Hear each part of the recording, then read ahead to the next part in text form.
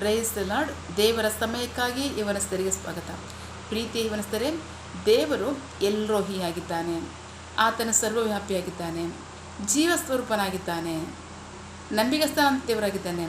ಆತನ ದೃಷ್ಟಿಗೆ ಮರೆಯಾಗಿರ್ತಕ್ಕಂಥದ್ದು ಈ ಸೃಷ್ಟಿನಲ್ಲಿ ಯಾವುದಾದ್ರೂ ಹಿಂದೆ ಯಾವುದೂ ಇಲ್ಲ.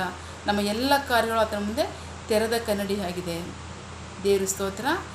ಹಾಗಾಗಿ ದೇವರು ಪ್ರತಿಯೊಬ್ಬರಿಗೂ ಸಹ ಅವರವರ ಕಾರ್ಯಗಳಿಗೆ ತಕ್ಕಂತೆ, ಅವರವರ ಕ್ರಿಯೆಗಳಿಗೆ ತಕ್ಕಂತೆ, ಅವರವರ ನಂಬಿಗಸ್ತಿಗೆ ತಕ್ಕಂತೆ, ಅವರವರ ವಿಧೇಯತ್ವಕ್ಕೆ ತಕ್ಕಂತೆ, ಅವರವರ ಅವಿಧೇಯತ್ವಕ್ಕೆ ತಕ್ಕಂತೆ ತೀರ್ಪು ಮಾಡುವಾತನಾಗಿದ್ದಾನೆ. ದೇವರ ಸ್ತೋತ್ರ.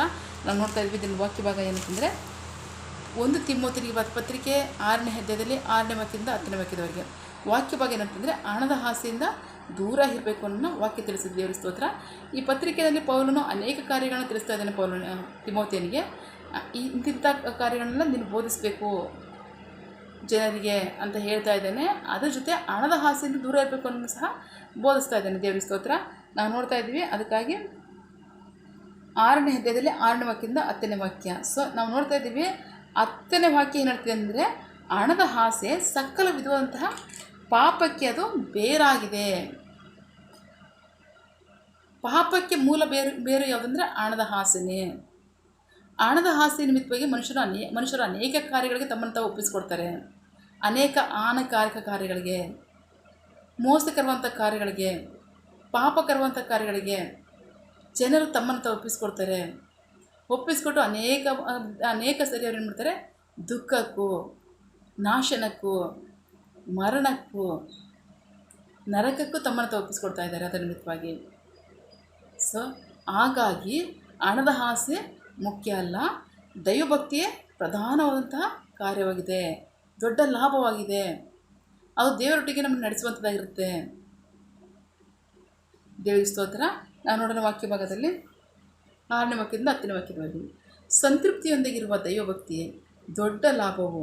ನಾವು ಲೋಕದೊಳಗೆ ಏನನ್ನೂ ತೆಗೆದುಕೊಂಡು ಬರಲಿಲ್ಲ, ಅದರೊಳಗಿಂದ ಏನೂ ತೆಗೆದುಕೊಂಡು ಹೋಗಲಾರೆವು. ಆದರೆ ಅನ್ನ ವಸ್ತ್ರಗಳಿಗಾಗಿ ತೃಪ್ತರಾಗಿರೋಣ. ಆದರೆ ಐಶ್ವರ್ಯವಂತರಾಗಬೇಕೆಂದಿರುವವರು ಶೋಧನೆಯಲ್ಲಿಯೂ ಉರುಳಿನಲ್ಲಿಯೂ ಬಿದ್ದು ಅನೇಕ ಬುದ್ಧಿಹೀನವಾದ ಹಾಗೂ ಹಾನಿಕಾರಕವಾದ ಆಸ್ತಿಗಳಲ್ಲಿ ಬೀಳುತ್ತಾರೆ. ಇಂಥ ಆಸ್ತಿಗಳು ಮನುಷ್ಯರನ್ನು ಸಂಹಾರಕ್ಕೆ, ವಿನಾಶಗಳಲ್ಲಿ ಮುಳುಗಿಸುತ್ತದೆ. ಹಣದ ಪ್ರೀತಿಯು ಸಕಲ ವಿಧವಾದ ಕೆಟ್ಟತನಕ್ಕೆ ಬೇರಾಗಿದೆ. ಕೆಲವರು ಅದಕ್ಕಾಗಿ ಆತುರಪಟ್ಟು ನಂಬಿಕೆಯಿಂದ ದೂರ ಹೋಗಿ ಅನೇಕ ದುಃಖಗಳಿಂದ ತಮ್ಮನ್ನು ತಿಳಿಸಿಕೊಡುತ್ತಾರೆ. ದೇವರ ಸ್ತೋತ್ರ. ನಾವು ನೋಡ್ತಾ ಇದ್ವಿ ವಾಕ್ಯ ಭಾಗದಲ್ಲಿ ಹಣದ ಆಸೆ ಅದು ದೇವರ ಮೆಚ್ಚಿಸುವಂಥದ್ದಲ್ಲ, ದೈವಭಕ್ತಿಯೇ ದೇವರ ಮೆಚ್ಚತಕ್ಕಂಥದ್ದು. ದೈವಭಕ್ತಿಯಿಂದಲೇ ನಾವು ದೇವರೊಟ್ಟಿಗೆ ನಡಲಿಕ್ಕೆ ಸಾಧ್ಯ. ದೈವಭಕ್ತಿ ಇದ್ದರೆ ನಾವು ಲೌಕಿಕವಾದಂಥ ಪಾಪದ ಕಾರ್ಯಗಳಿಂದ ನಾವು ದೂರ ಇರ್ಬೋದು. ಯಾವಾಗ ದೈವಭಕ್ತಿನ ಕಳ್ಕೊತೀವೋ ಆಗ ಅದೇನು ಮಾಡ್ತಂದರೆ ಲೌಕಿಕವಾದಂಥ ಪಾಪ ಕೃತ್ಯಗಳಿಗೆ ಅದನ್ನು ಮನುಷ್ಯನನ್ನು ಸೆಳೆಯುವಂಥದ್ದಾಗಿರುತ್ತೆ. ನೀವು ಎಷ್ಟು ಮಟ್ಟಿಗೂ ದೈವಭಕ್ತಿನಲ್ಲಿ ಇರ್ತೀರೋ, ದೇವರೊಟ್ಟಿಗೆ ನಡೀತಿರೋ, ಅಷ್ಟು ಮಟ್ಟಿಗೂ ನಿಮಗೆ ಲೋಕದ ಪಾಪ ನಿಮ್ಮನ್ನು ದೂರ ಇಟ್ಟಿರುತ್ತೆ. ಅದು ನಿಮ್ಮನ್ನು ಮುಟ್ಟೋಕ್ಕಾಗಲ್ಲ. ಯಾವಾಗ ನೀವು ದೈವಭಕ್ತಿಯಿಂದ ದೂರ ಹೋಗ್ತಿರೋ, ಲೋಕದ ಪಾಪಗಳು ನಿಮ್ಮನ್ನು ಆವರಿಸ್ಕೊಡುತ್ತೆ, ನಿಮ್ಮನ್ನು ಸೆಳೆಯುತ್ತೆ, ನಿಮ್ಮನ್ನು ಅಂಟ್ಕೊಳ್ಳುತ್ತೆ, ನಿಮ್ಮನ್ನು ಬಿಡದೆ ಆವರಿಸ್ಕೊಳುತ್ತೆ ಅದು. ಹಾಗಾಗಿ ನೀವು ಆ ಲೋಕದ ಪಾಪದಿಂದ ದೂರ ಇರಬೇಕಾ? ದೈವಭಕ್ತಿ ಬನ್ನಿರಿ. ದೈವಭಕ್ತಿ ಏನಂದರೆ ಅದು ದೊಡ್ಡ ಲಾಭ. ಅದು ದೇವರೊಟ್ಟಿಗಿನ ಸಂಬಂಧ, ಅದು ದೇವರೊಟ್ಟಿಗಿನ ನಡೆಸಬೇಕೆ, ಅನ್ಯೋನ್ಯತೆ, ಬಾಂಧವ್ಯ. ದೇವರಿಗೆ ಸ್ತೋತ್ರ. ಹಾಗಾಗಿ ವಾಕ್ಯದಲ್ಲಿ ಅದನ್ನು ಪೌಲನು ಬರಿತಾ ಇದ್ದಾನೆ, ನಾವು ಲೋಕದೊಳಗೆ ಏನನ್ನು ಸಹ ನಾವು ತೆಗೆದುಕೊಂಡು ಬಂದಿಲ್ಲ. ಮನುಷ್ಯರು ಬರಬೇಕಾದ್ರೆ ಲೋಕಕ್ಕೆ ಏನೋ ತಂದಿದ್ದಾರೆ, ಏನೂ ತೆಗೆದುಕೊಂಡು ಬಂದಿಲ್ಲ. ಹಾಗೆ ಲೋಕದೊಳಗಿಂದ ಏನನ್ನು ಸಹ ತೆಗೆದುಕೊಂಡೋಗಲ್ಲ. ಹಾಗಾಗಿ ಅನ್ನ ವಸ್ತ್ರಗಳಲ್ಲಿ ತೃಪ್ತರಾಗಿರೋಣ. ಅನ್ನ ವಸ್ತ್ರಗಳಿಗೆ ತೃಪ್ತ ಆಗಿರೋದನ್ನು ಕಲಿಯೋಣ.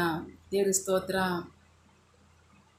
ಅನೇಕರು ಏನು ಮಾಡ್ತಾರೆ ಅಂತಂದರೆ ಹಣದ ಆಸೆಯಿಂದ ಅನೇಕ ಪಾಪ ಕಾರ್ಯಗಳಿಗೆ, ಬುದ್ಧಿಹೀನವಂಥ ಕಾರ್ಯಗಳಿಗೆ, ಹಾನಿಕರವಂಥ ಕಾರ್ಯಗಳಿಗೆ ತಮ್ಮನ್ನು ತಾವು ತೊಡಗಿಸ್ಕೊತಾ ಇದ್ದಾರೆ.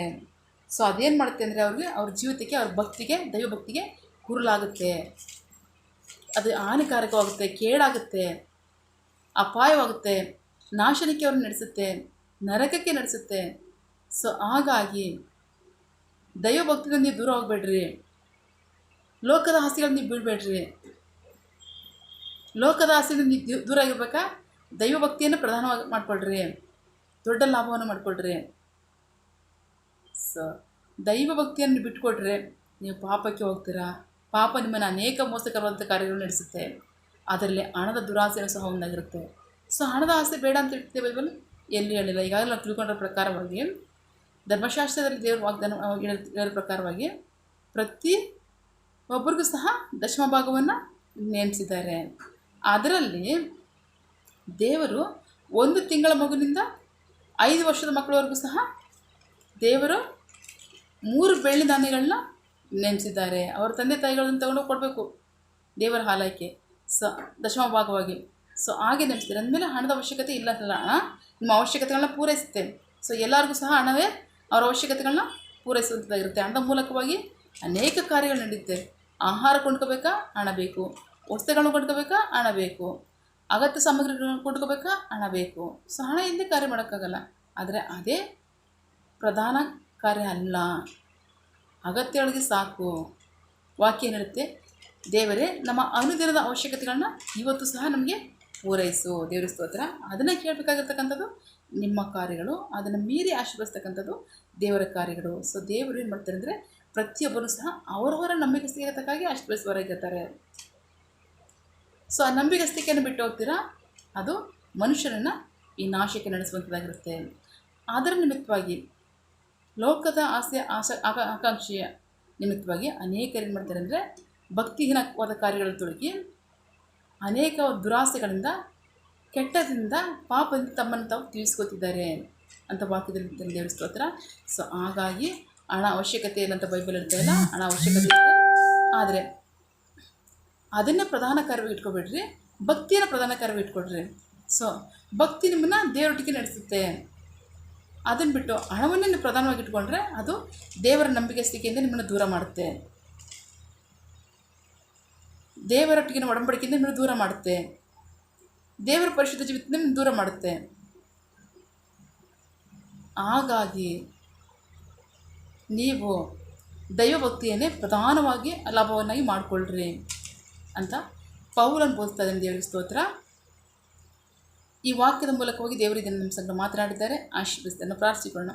ಸಕಲ ಸೃಷ್ಟಿಕರ್ತನೇ, ಸರ್ವಾಧಿಕಾರಿಯೇ, ಸರ್ವವನೇ, ಉನ್ನತನೇ, ಮಹೋನ್ನತನೇ, ಮಹಾಪಟುವನೇ, ಪ್ರೀತಿ ಸ್ವರೂಪನೇ, ನೀತಿವಂತನೇ, ಅಧಿಪತಿಯೇ, ಸೇನಾಧೀಶ್ವರನೇ, ಸರ್ವವ್ಯಾಪಿಯೇ, ನಿರಂತರವಾದತನೇ ಯೇಸಪ್ಪ, ಇದನ್ನ ವಾಕ್ಯಗಳ ಮೂಲಕವಾಗಿ ನಿಮ್ಮ ಸಂಗಡ ಮಾತನಾಡುತ್ತಿದ್ದ ಮಹಾಕೃಪೆಯಾಗಿ ನಿಮಗೆ ಸ್ತೋತ್ರಪ್ಪ. ವಾಕ್ಯದಲ್ಲಿ ತಿಳಿಸಿರೋ ಪ್ರಕಾರವಾಗಿ ಹಣದ ಆಸೆಯಿಂದ ನೀವು ದೂರ ಇರ್ರಿ, ದೈವಭಕ್ತಿಯನ್ನು ದೊಡ್ಡ ಲಾಭವನ್ನು ಮಾಡಿಕೊಡ್ರಿ ಅಂತ ಹೇಳಿದೆಯಪ್ಪ. ಈ ವಾಕ್ಯವನ್ನು ಕೇಳುವಂಥ ನಿನ್ನ ಜನ ಅದನ್ನು ಅವ್ರ ಜೀವಿತದಲ್ಲಿ ಅಳವಡಿಸ್ಕೊಂಡು ನಿಮ್ಮ ನಂಬಿಕೆಸ್ತಿಕೆಯಲ್ಲಿ, ನಿಮ್ಮ ಪ್ರೀತಿಯಲ್ಲಿ, ನಿಮ್ಮ ಭಕ್ತಿಯಲ್ಲಿ, ನಿಮ್ಮ ಒಡನಾಟದಲ್ಲಿ, ನಿಮ್ಮ ಐಕ್ಯತೆಯಲ್ಲಿ ಅವರು ನಿರಂತರವಾಗಿ ನಡೆಯುವಂತೆ ಕರ್ತನೇ, ನೀನು ತಾನೇ ಅವ್ರನ್ನ ಆಶೀರ್ವದಿಸಿ ನಡೆಸು. ಒಪ್ಪಿಸ್ಕೊಳ್ತಕ್ಕಂಥ ಒಬ್ಬೊಬ್ಬರನ್ನು ನೀವು ಆಶೀರ್ವದಿಸು. ನಿನ್ನ ಜನರು ಕೈ ಮಾಡ್ತಕ್ಕಂಥ ಕೆಲಸವನ್ನು ಆಶೀರ್ವದಿಸು. ಅವರ ಅಗತ್ಯಗಳನ್ನು ಪೂರೈಸು, ಕೊರತೆಗಳನ್ನು ನೀಗಿಸು ಅಪ್ಪ. ಅವ್ರು ನಿರೀಕ್ಷಿಸುವ ಕಾರ್ಯಗಳು ತಕ್ಕ ಸಮಯದಲ್ಲಿ ನಿನ್ನ ಚಿತ್ತಾನುಸಾರ ಅದನ್ನು ನಡೆಸು. ನೀವು ಹಾಗೆ ಮಾಡುವುದಕ್ಕಾಗಿ ಸ್ತೋತ್ರ. ನಮ್ಮ ಪ್ರಾರ್ಥನೆ ನೀವು ಕೇಳಿದ್ದೀರಾ, ಅದರಂತೆ ನಡೆಸಿರೋದಕ್ಕಾಗಿ ಸ್ತೋತ್ರ. ನಮ್ಮ ಪ್ರಾರ್ಥನೆಯನ್ನು ನಮ್ಮ ರಕ್ಷಕನಾದ ಯೇಸು ಕ್ರಿಸ್ತರ ಅತಿ ಪರಿಶುದ್ಧವಾದ ನಾಮದಲ್ಲಿ ಪ್ರಾರ್ಥಿಸಿ ನಿಮ್ಮ ಪಾದಗಳು ತಿಳಿಸಿ ನಾನು ಬೇಡಿ ಹೊಂದಿದ್ದೇನೆ, ನನ್ನ ಜೀವ ಉಳಿತಂದೆ. Amen. God bless you all. ದೇವರು ತಾನೇ ಇದರ ವಾಕ್ಯಗಳ ಮೂಲಕವಾಗಿ ನಮ್ಮ ಸಂಗಡ ಮಾತನಾಡಿದ್ದಾರೆ, ಆಶೀರ್ವದಿಸಿದ್ದಾರೆ. ಆಮೆನ್. God bless you.